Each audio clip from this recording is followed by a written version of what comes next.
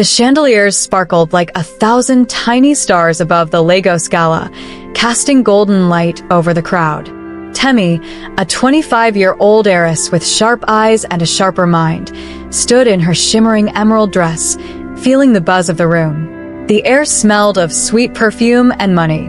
Rich men in tailored suits laughed loudly, while women in glittering gowns whispered secrets behind their champagne glasses.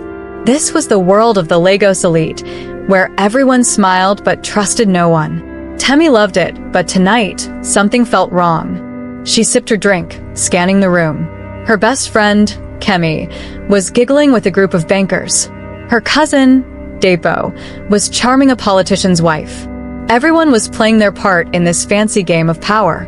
But then, Temi heard it, a low, sharp whisper from the corner of the room. "They'll pay for what they did," a man's voice hissed. She froze. Her heart skipped a beat. Who was they? And what had they done? Temi turned, trying to find the voice.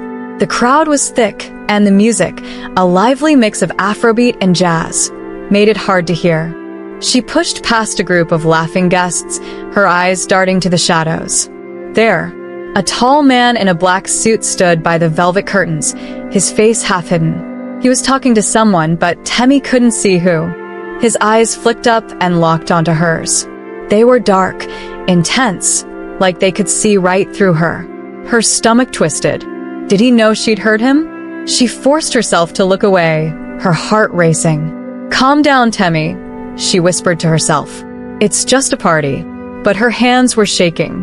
She reached for her diamond bracelet, a gift from her late mother, to steady herself. Her wrist was bare. The bracelet was gone. Her breath caught in her throat. She'd been wearing it all night. How could it just disappear? Temi scanned the floor, her eyes darting over the marble tiles. Nothing. She checked her purse, her dress pockets. Empty. Her mother's bracelet wasn't just jewelry, it was her good luck charm, her connection to the woman who'd raised her to be fearless. Losing it felt like losing a piece of herself. Had someone taken it? The thought made her chest tight. She glanced back at the man in the black suit, but he was gone, swallowed by the crowd. The room felt hotter now, the laughter louder, the lights too bright. Temi's mind raced. Was the whisper connected to her bracelet? Was someone watching her? She moved toward Kemi, needing her friend's familiar smile. "Kemi, have you seen my bracelet?" she asked, trying to sound calm. Kemi turned, her gold earrings sparkling. "No, Temi, sorry. Maybe it fell off while you were dancing." Her voice was light, but her eyes flicked away too quickly. Temi frowned. Kemi was her best friend, but lately, she'd been acting strange. Secretive phone calls, excuses to leave early. Could Kemi know something? Temi shook her head. She was being paranoid. But then she noticed Dapo across the room, whispering to a woman in a red dress. His face was serious, not his usual playful grin. Dapo was family, but he loved money too much.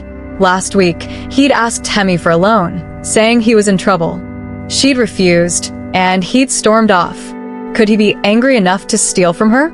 The music slowed, and the host, Mr. Adebayo, a wealthy businessman with a booming voice, took the stage. "Welcome, my friends," he said, raising a glass. "Tonight, we celebrate success, power, and secrets." The crowd laughed, but Temi didn't. Secrets. The word hit her like a punch. She felt eyes on her again, that same intense stare. She spun around, but no one stood out. Just smiling faces and clinking glasses. She slipped away from the crowd, heading toward the balcony for air. The night was warm, Lagos's skyline glittering below. She leaned against the railing, trying to calm her racing thoughts. That's when she saw it, a glint of silver on the floor, near the edge of the balcony. Her bracelet. She rushed to pick it up, relief flooding her. But as she reached for it, a shadow moved behind her. "Don't turn around," a low voice said. Temi froze, her heart pounding so loud she thought it might burst. The voice was calm but cold, like a blade pressed against her back. "You heard something you shouldn't have," the man said. "Keep quiet, or you'll lose more than a bracelet." Temi's mouth went dry. She wanted to scream, to run, but her legs felt like jelly. "Who are you?" she whispered, her voice shaking. "Someone who knows the truth," he said. "This city is built on lies, Temi. Your friends, your family, they're not who you think." His words slithered into her mind, stirring a strange feeling, like a memory she couldn't quite grasp. Her dreams last night flashed in her head, a dark room, a locked door, and a voice calling her name. Was this connected? Before she could ask more, footsteps echoed behind her. The man was gone. Temi spun around, clutching her bracelet. The balcony was empty, but her purse felt heavier. She opened it, her hands trembling. Inside was a folded note, written in sharp, black ink. "Trust no one, not even yourself." Her breath hitched. What did that mean? Did someone know her secrets? The ones she buried so deep even she didn't think about them? Like the fight with her mother before she died, the one Temi never told anyone about. Guilt twisted in her chest, sharp and heavy. She stuffed the note back into her purse, her mind spinning with questions. Back inside, the party was louder, wilder. Kemi waved her over, but Temi couldn't shake the feeling that everyone was watching her. The man in the black suit was nowhere in sight, but his words echoed in her head. Dapo laughed with the woman in red, but his eyes darted to Temi, narrow and sharp. Even Mr. Adebayo's smile seemed too wide, like a mask hiding something dark. Temi's heart raced as she realized she was caught in something bigger than a lost bracelet. The Lagos elite were her world, her friends, her family, but what if they were all lying? What if the whisper she'd heard was about her? The note burned in her purse, and the strange dream voice echoed in her mind, pulling at something deep inside her, something she didn't understand. She took a deep breath, gripping her bracelet tightly. She wasn't just going to stand there, scared. Temi was smart, fearless, and ready to fight for answers. Whoever this stranger was, whatever secrets her friends were hiding, she'd find out the truth. Even if it meant tearing apart the glittering world she called home. The gala's lights flickered, and for a moment, the room felt like it was closing in. Temi's eyes locked on the crowd, searching for the man in the black suit. She didn't see him, but she felt him, watching, waiting. The game had just begun, and Temi was already in too deep to turn back. The music pulsed through the grand ballroom in Victoria Island, where Lagos's richest people hid behind glittering masks. Temi stood at the edge of the masquerade ball, her silver mask sparkling under the chandeliers. Her heart thumped fast, like it was trying to warn her. Just 2 days ago, at the gala, she'd heard a whispered threat and found a creepy note in her purse. Trust no one, not even yourself. Now, she was here, surrounded by masked faces, wondering who was lying to her. The note was tucked in her small gold clutch, its words burning in her mind. What did it mean? And why did her dreams keep showing her a shadowy figure calling her name? Temi smoothed her purple gown, trying to look calm. The ballroom was a swirl of colors, red, gold, blue. Everyone dressed like royalty. But the masks made it spooky. Anyone could be anyone. Was the man in the black suit from the gala here, watching her? She shivered. Even though the room was warm, she had to find answers. That's why she came tonight, even though her stomach felt like it was full of butterflies. She scanned the crowd. There was Kemi, her best friend, in a red mask and matching dress, laughing with a tall man. Kemi hadn't mentioned the gala since that night, and Temi couldn't shake the feeling Kemi was hiding something. Then she spotted Dapo, her cousin, in a green mask, whispering to a woman with feathers in her hair. Dapo's smile was too big, like he was trying to charm her into forgetting his money troubles. Temi's bracelet, safe on her wrist now, felt heavy. Had Dapo tried to take it? Or was it someone else? The music changed, slower now, and couples started dancing. Temi moved through the crowd, her eyes sharp. She overheard a woman in a blue mask say, "He's playing a dangerous game." Temi's heart skipped. Who was he? She turned, but the woman was gone, her words floating like a ghost. Temi's dreams flashed in her mind again. A dark room, a locked door, and that voice. It felt so real, like her mind was trying to tell her something she couldn't understand. Suddenly, someone grabbed her arm. Temi gasped, spinning around. It was Kemi, her red mask tilted, her eyes wide. "Temi, why are you acting so jumpy?" Kemi asked, her voice sharp. "You've been weird since the gala." Temi's throat felt tight. Should she tell Kemi about the note? About the man's voice? "I'm fine," she lied, forcing a smile. Just lost in thought. Kemi frowned, like she didn't believe her. "Come dance," she said, pulling Temi toward the dance floor. But as they moved, Temi saw Kemi glance at a man in a gold mask. He nodded slightly, like they shared a secret. Temi's stomach twisted. Was Kemi part of this? Her best friend, who'd known her since they were kids. Before Temi could ask, a loud voice cut through the music. "Ladies and gentlemen," it was Mr. Adebayo, the same rich man from the gala, now in a black mask with gold swirls. "Time for the grand reveal." The crowd cheered as he clapped his hands. "Take off your masks at midnight. Let's see who's been hiding." Temi checked her phone. 11:55. 5 minutes until everyone showed their faces. Her heart raced. Would the man in the black suit reveal himself? She slipped away from Kemi, heading toward the edge of the room. She needed to watch, to listen. That's when she saw Dapo again, near a velvet curtain. He was arguing with the woman in feathers, his voice low but angry. Temi crept closer, hiding behind a pillar. "You promised me the money," Dapo hissed. "I did my part." The woman laughed, cold and sharp. "You're in too deep, Dapo. You can't back out now." She leaned closer, and Temi caught her words. "The plan is moving. She's getting too close." Temi's blood ran cold. Were they talking about her? Her hand shook as she gripped her clutch, the note inside feeling like a weight. She wanted to run, but her feet were stuck. Dapo's face was red, his fists clenched. "If she finds out, we're all finished," he said. The woman smirked. "Then make sure she doesn't." Temi's heart pounded so loud, she thought they'd hear it. She backed away, her mind spinning.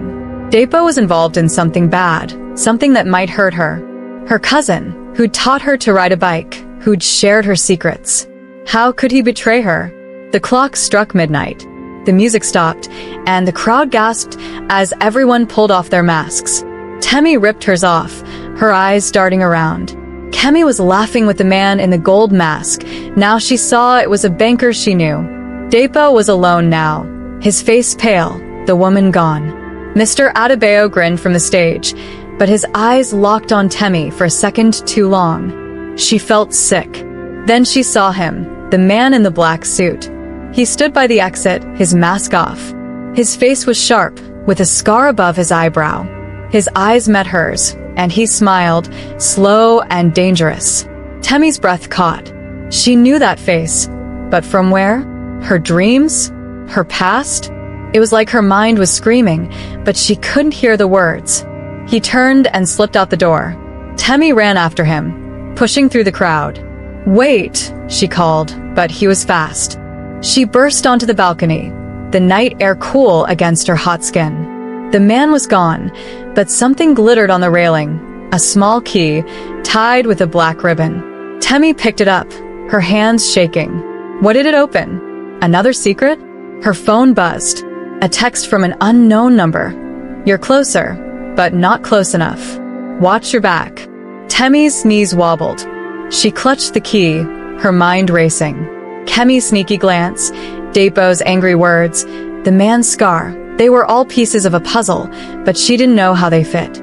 Her dreams haunted her, that locked door feeling so close now, like the key might open it.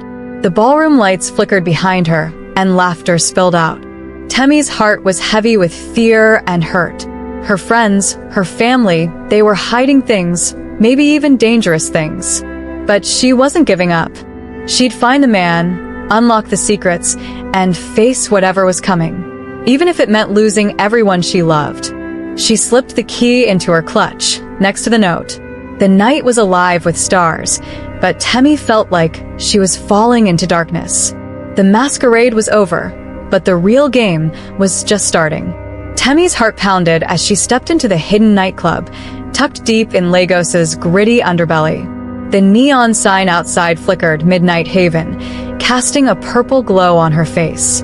She clutched the mysterious key from the masquerade ball, its black ribbon soft against her fingers. The note from the gala, "Trust no one, not even yourself," still haunted her, and now, after hearing Dapo's angry words at the ball, she was sure her cousin was hiding something dangerous. Tonight, she'd followed a clue from a stranger's text, "Find the truth at Midnight Haven." The air smelled of sweat and sweet cocktails, and the Afrobeat music vibrated through her bones. What was this place? And why did it feel like her dreams, dark, pulsing, with a shadowy figure whispering her name? Inside, the club was alive with flashing lights and bodies swaying to the rhythm. People wore wild outfits, leather, glitter, masks that hid half their faces. This wasn't the polished world of the Lagos elite. This was where secrets came to play. Temi's stomach twisted with excitement and fear. She wore a simple black dress to blend in, but her bracelet, her mother's gift, felt like a spotlight on her wrist. She scanned the crowd, searching for the man with the scar, the one whose face felt so familiar, like a memory she couldn't grab. A tall woman in a silver mask bumped into her, spilling a drink. "Watch it," the woman snapped, but her eyes lingered on Temi, sharp and curious. Temi mumbled sorry and moved deeper into the club, her heart racing. Everyone seemed to be watching her, their glances quick but heavy. Was she walking into a trap? She spotted a bar in the corner, glowing with neon blue lights. A man leaned against it, his back to her, his jacket dark and familiar. Her breath caught. Was it him? She crept closer, the music loud in her ears. As she reached out, he turned, and her heart sank. It wasn't the scarred man, just a stranger with a crooked smile. "Looking for someone?" he asked, his voice smooth like honey. Temi froze. Could she trust him? "Maybe," she said, keeping her voice steady. "Know a guy with a scar above his eye?" The man's smile faded, and he leaned closer. "You're asking dangerous questions, girl." His words sent a chill down her spine. "Name's Femi. I can help if you make it worth my while." His eyes flicked to her bracelet, and Temi's hand covered it fast. Was he after it, like someone took it at the gala? "What do you know?" she asked, her voice shaking a little. Femi smirked. "Midnight Havens where the elite come to hide their dirt." "Your friends? They're not so shiny here." He nodded toward a dark staircase in the back. "Answers are up there, but you gotta be brave." Temi's chest tightened. Her dreams flashed again. A locked door, a voice calling. The key in her pocket felt heavy, like it was pulling her toward that staircase. She glanced at Femi, his eyes gleaming with something she couldn't read. Was he helping her or setting her up? Her mind screamed to run, but her heart wanted the truth. "Thanks," she muttered, heading for the stairs. The staircase was narrow, lit by flickering red lights. Each step creaked, and the music faded behind her. At the top was a heavy door with a small keyhole. Temi's hands shook as she pulled out the key. It fit perfectly. Her heart raced as she turned it, the lock clicking open. She pushed the door, and a wave of cool air hit her. Inside was a small room, walls draped in black velvet. A single neon sign glowed, "Truth Hurts." A table sat in the center, with papers scattered across it, photos, letters, names. Temi's eyes widened. One photo showed Kemi, her best friend, laughing with a man in a suit. Another had Dapo, her cousin, handing an envelope to someone in shadows. Her stomach dropped. Were they part of this? A soft laugh came from behind her. Temi spun around, gasping. Kemi stood there, no mask, her red lipstick bright in the dim light. "Temi, you're too curious," Kemi said, her voice sweet but cold. "Why are you here?" Temi's throat went dry. "Kemi, what's going on?" "I heard Dapo at the ball. He's in trouble, isn't he? And you're hiding something." Her voice cracked, her heart hurting. Kemi was her best friend, like a sister. How could she be part of this? Kemi stepped closer, her eyes hard. "You don't get it, Temi. This world, the elite, it's all a game. Money, power, secrets. You're either in or you're out." She reached for Temi's arm, but Temi pulled back, her heart pounding. "Are you with him?" Temi asked, tears stinging her eyes. "The man with the scar?" "The note." Kemi's face changed, like she was scared for a second. "You don't know what you're messing with," she whispered. "Leave, Temi." Now. Before Temi could answer, the door slammed open. Femi stood there, his smile gone. "Time's up," he said, his voice sharp. "They know you're here." He grabbed Temi's arm, pulling her toward the stairs. She yanked free, her mind spinning. Who was they? And why was Kemi letting this happen? "Stop," Temi shouted, but Femi pushed her down the stairs, not hard but firm. The music roared back, louder now, the neon lights blurring in her eyes. Her dreams felt so close, the shadowy figure, the locked door. Was this room the key to it all? Her heart ached with betrayal, but something deeper, like a memory, stirred inside her. She saw her mother's face in her mind, smiling, then fading. At the bottom of the stairs, Temi turned to face Femi. "Tell me the truth," she demanded, her voice shaking but strong. "What's going on? Who's after me?" Femi's eyes softened, just for a moment. "You're special, Temi," he said. "That's why they're scared. Your mother, she knew too much." He stopped, like he'd said, too much. Temi's breath caught. Her mother? What did she have to do with this? Before she could ask, a scream cut through the club.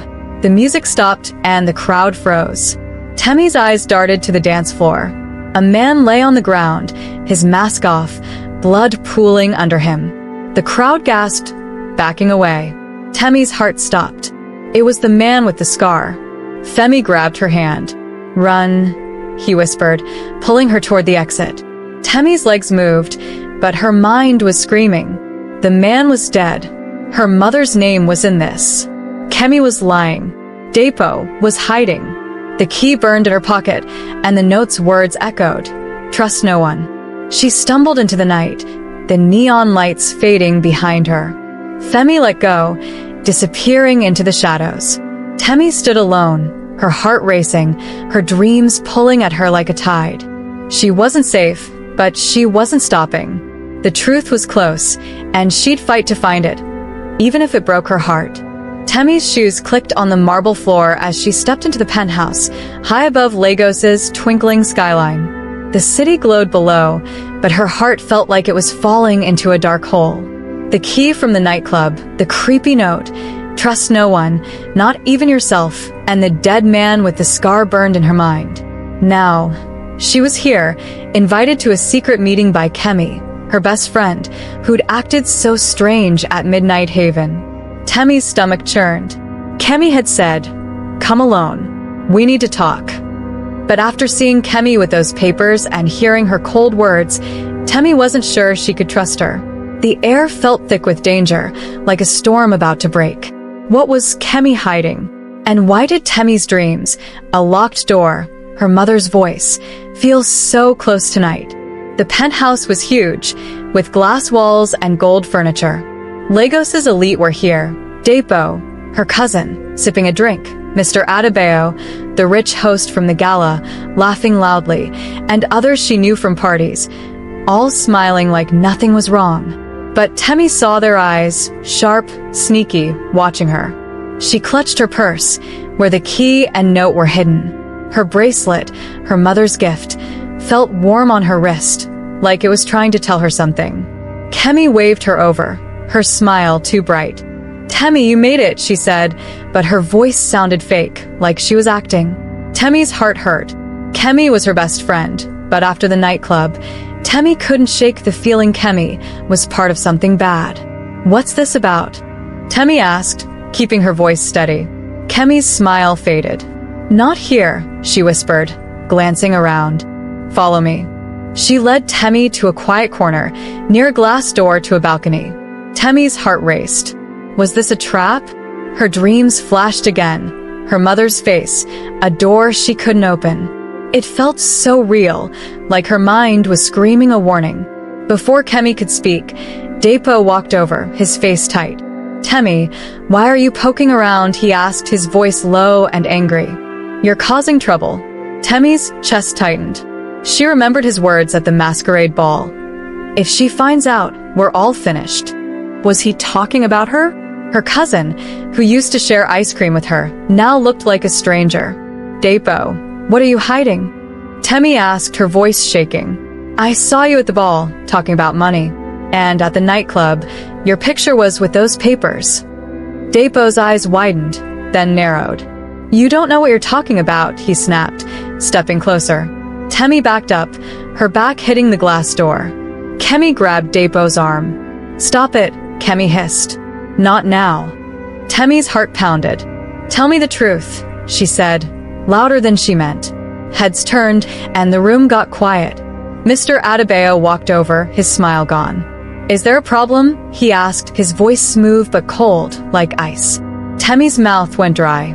Everyone was staring. She felt like a mouse in a room full of cats. I just want answers, she said, her voice small but brave. Someone's been following me. Someone died at the club. And my mother, her voice cracked. Femi's words from the nightclub echoed. Your mother knew too much. Mr. Adebayo's eyes flicked to Kemi, then back to Temi. Your mother was a smart woman, he said slowly. Maybe too smart. Temi's heart stopped. What did that mean? Her mother had died in a car accident years ago, or had she? A memory hit Temi like a wave. Her mother arguing with someone on the phone, saying, they can't hide it forever. Temi had been so young. She'd forgotten it until now. Kemi stepped forward, her eyes soft but scared. Temi, listen, she said. I didn't want to drag you into this. It's bigger than us. She glanced at Dapo, then at Mr. Adebayo. There's a group, powerful people. They control things, money, deals, secrets. Your mother found out and... Shut up, Kemi. Dapo yelled, his face red. The room went dead silent. Temi's heart raced so fast, she felt dizzy. Kemi was confessing, but Dapo was stopping her. Why? Was he protecting someone? Or himself? Mr. Adebayo put a hand on Dapo's shoulder. Enough, he said, his voice like a knife. He turned to Temi, his eyes dark. You're asking too many questions, Temi. That's dangerous. Temi's knees wobbled, but she stood tall.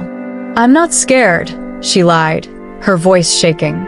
Someone sent me a note. A key. They know something about my mother. I need to know. Kemi's eyes filled with tears. Temi, I'm sorry, she whispered. I wanted to protect you. I joined them to keep you safe, but she stopped, looking at Dapo, who shook his head. Joined who? Temi asked, her voice breaking. Kemi, you're my best friend. How could you lie to me? Kemi sobbed, covering her face. It's not that simple. They promised me everything, money, power. But then I saw what they did. Your mother, she wasn't supposed to die. Temi's world tilted. Her mother's accident wasn't an accident? Her dreams, the locked door, her mother's voice, felt so close, like they were trying to tell her this. Tears stung her eyes, but she pushed them back. Who are they? She demanded. Before Kemi could answer, the glass door behind Temi burst open. A man in a dark coat stepped in, his face hidden by a hood. The room gasped. Temi's heart stopped. Was this the man with the scar? No, his face was different, but his eyes were familiar, like from her dreams. Time's up, he said, his voice low. Temi, you're coming with me. Dapo lunged forward, but Mr. Adebayo held him back. Let her go, Mr. Adebayo said, his voice calm but scary. She's in too deep. Temi's legs froze. Run? Fight? Trust the stranger? Her hand touched the key in her purse, and her mother's face flashed in her mind. Who are you? She asked, her voice trembling. The man smiled, sad and strange. Someone who knew your mother, he said. She wanted you to find the truth. He held out a hand. Come now, or they'll stop you. Temi looked at Kemi, crying, and Dapo, angry and scared. Mr. Adebayo's smile was cold, like he'd already won. The room felt like it was closing in, the skyline outside blurring. Her dreams screamed. The door, the voice, her mother. She took a step toward the man, her heart pounding. But then Kemi grabbed her arm. Temi, don't, she begged. If you go, you'll never come back. Temi's heart broke. Kemi was her friend, but she'd lied. Dapo was family, but he'd betrayed her. The man's hand was still out, waiting. The key in her purse felt like it was burning. She had to choose, stay and face the elite's lies, or go and chase the truth about her mother. The man's eyes locked on hers. "Now, Temi," he said. A loud crash came from the hallway, like footsteps running closer. Her breath caught. Time was running out. She stood frozen. The man in the dark coat's hand still outstretched, his eyes urging her to move. Kemi's grip on her arm tightened, her tears falling fast. "Temi, please don't go," she begged, her voice breaking. Dapo's face was red with anger, his fists clenched, while Mr. Adebayo's cold smile made Temi's skin crawl. The penthouse, with its glittering skyline view, felt like a cage closing in. The key in her purse burned, and her mother's voice from her dreams whispered, "Find the truth." Temi yanked her arm free from Kemi, her chest aching. "I have to know," she said, her voice shaky but strong. She took the man's hand, his grip firm and warm. He pulled her toward the balcony door just as heavy footsteps thundered closer. "Run," he shouted, shoving the door open. The cool night air hit Temi's face as they burst onto the balcony, the city lights sparkling below. Behind them, shouts erupted. Dapo's voice roared, "Stop her." Temi glanced back to see Mr. Adebayo holding him back, his eyes gleaming with a plan. Kemi sank to her knees, sobbing, her hands covering her face. Temi's heart twisted. She wanted to run back, to hug her friend, but the man pulled her forward. "No time," he said, leading her to a fire escape ladder on the balcony's edge. They climbed down fast, the metal creaking under their weight. Temi's hands shook, but she didn't stop. The city's noise, honking cars, distant music, filled her ears. At the bottom, the man led her into a dark alley where a black car waited. "Get in," he said, opening the door. Temi hesitated, her dreams flashing. The locked door, her mother's smile. Could she trust him? The key in her purse felt like an answer. She slid into the car. The man drove fast through Lagos's crowded streets, weaving past streetlights and vendors. "Who are you?" Temi asked, her voice trembling. "What did my mother know?" He kept his eyes on the road, his face tense. "Your mother was my friend," he said. "She worked with me to expose a group, the elite you know. They control money, power, even lives. She found proof they were stealing from the city, hiding it behind fake charities. She was going to tell everyone, but his voice cracked. They made her crash look like an accident." Temi's breath caught, tears stinging her eyes. Her mother's death wasn't an accident. The pain hit hard, but it also lit a fire in her. "Why me?" she asked. "Why the key? The note?" The man glanced at her, his eyes soft but serious. "Your mother hid the proof in a safe. The key you have, it opens it. She wanted you to finish what she started. The note. I sent it. I've been watching, waiting for you to be ready." Temi's mind spun. The dreams, the locked door, it all made sense now. Her mother was guiding her, even from beyond. "Where's the safe?" she asked, gripping the key. "At her old office," he said. "We're going there now." They pulled up to a quiet building in Ikoyi, its windows dark. The man led Temi inside, through dusty halls to a small room. A painting hung on the wall, and behind it was a safe. Temi's hands shook as she slid the key in. It clicked open, revealing a folder stuffed with papers, bank records, emails, names. Temi's eyes widened. Mr. Adebayo's name was everywhere, linked to stolen millions. Dapo's name was there too, tied to smaller deals. Kemi's name was missing, but a note in her mother's handwriting said, "Protect Kemi, she's trapped." Temi's heart sank. Kemi wasn't a traitor. She was scared, caught in the elite's web. Temi clutched the folder, tears falling. "What now?" she asked. The man handed her a phone. "Send these to the press," he said. "Expose them. It's what your mother wanted." Temi hesitated, thinking of Kemi's tears, Dapo's anger. Exposing them would ruin lives, maybe even hers. But her mother's voice echoed in her mind, strong and clear. She typed a message, attached the files, and sent them to a journalist she trusted.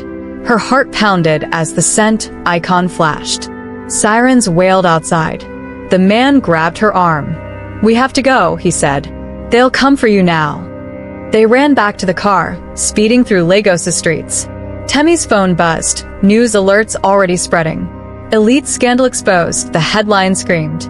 Her hands shook, but she felt lighter, like a weight had lifted. Her mother's truth was out. The man dropped her at a safe house, a small apartment hidden in Yaba. "Stay low," he said.